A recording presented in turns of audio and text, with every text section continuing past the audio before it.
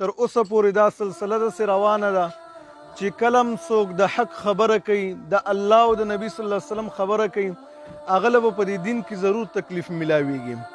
او د محمد رسول الله وسلم د زمانې نه والا د نوح علیه السلام زمانې پورې دغه شانتې دا سلسله روانه وه. نوح علیه السلام له قوم کم تکلیفونه ورکړه، ابراهیم علیه السلام له، لوط علیه السلام له، تر محمد رسول الله وسلم پسې دا سلسله راغله. نو دا سلسله چې کومه د تکلیفونو ده، نو دا څه پیلنۍ خبره نه ده چې یو عالم دی په یو ځای کې شهید شي، بلکې دا شهادتونه پیغمبرانو محسوس کړي په دې دین کې. الله رب العالمین هغوی سره دغه شانتې معامله کړې ده. الله رب العالمین هغوی ته دا مقام ورکړی د دشمنانو د وجې نه. خو الله رب العالمین قرآن کریم کې یو خبره کړې، ولا تحسبن الله غافلا.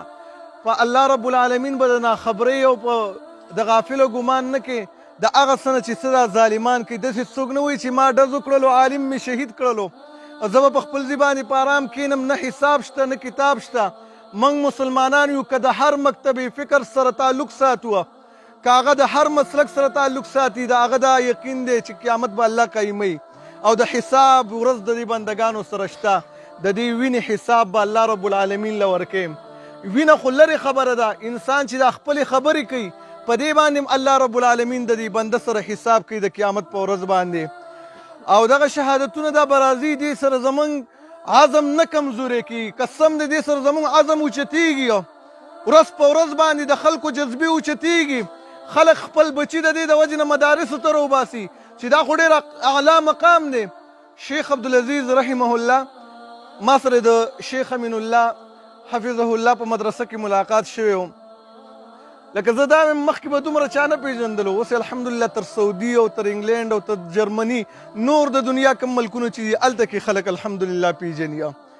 که د قاتل دا ګمان چې یاره ما وویشتلو بس دا ختم شو، دا ختم نه شولو، دا تا نور هم مشهور کړلو، دا یو رنګ راوړي الحمدلله. دا وینې هسې نه ځي، که دا وینې هسې تللې، په بدر کې صحابه کرام شهیدان شوي هسې به تللی وې، په احد کې 70 نه زیات صحابه کرام شهیدان شلو، خبره به ختمه شوې وې په دې باندې.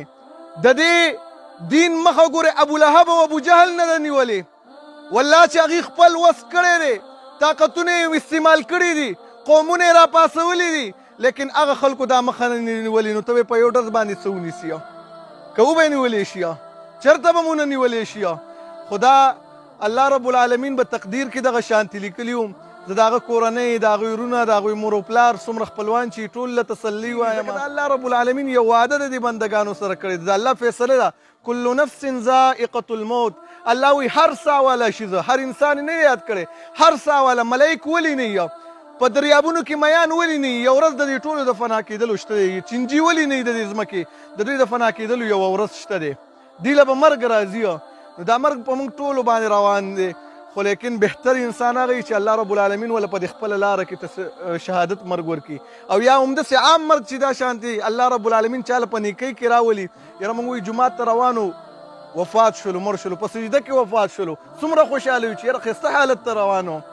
او لا بیا شهادت په دغه ټیم کې چې چا سره نه په پوله باندې مسله، نه په پټي باندې مسله، والله چې د خوشحالۍ مقام دی. مرګ خو به والله الله تعالی راوستلو، یو ورځ به تاسو دلته کې د هغه په مرګ باندې راجمع کېدلی، یا مخکې یا وروستو. خو ښایسته خبره تسلي دا زړه په دې باندې وکړي چې الله ول د شهادت مرګ ورکړلو، او دشمن دې دا نه وایي چې دا خبره وه ختمه شوله. دا سلسله به نور هم زیاتېږي انشاءالله. دا ځای چا نه پېژندلو، قسم دی انشاءالله الله رب العالمین به دې ځای نه مرکز جوړوي انشاءالله. دا د دنیا په ګوټ ګوټ کې خلکو وپېژندلو چې هلکه دلته کې یو عالم و، شیخ عبدالعزیز و، وینه یې تویې کړه، شهادت مرګ یې ورکړلو. الله رب العالمین به دغه ځای انشاءالله ستاسو دپاره یو مرکز جوړ